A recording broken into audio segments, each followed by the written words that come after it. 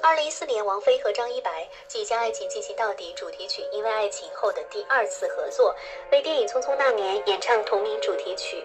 王菲用她的声音还原电影剧情和场景，令人动容，也是引发了很多人对青春的集体回忆。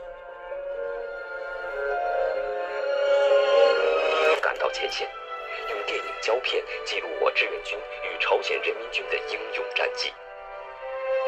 也是引发了很多人对青春的集体回忆。英勇战绩，在极其困难的条件下，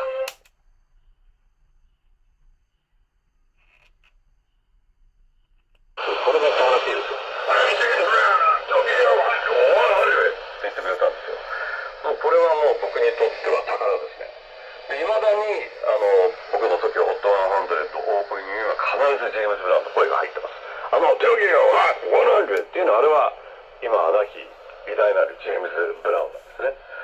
で今までいろんな方をインタビューしたけど一番圧倒された一番面食らったのは本当にジェームズ・ブラウンでしたね。インパクトは大で。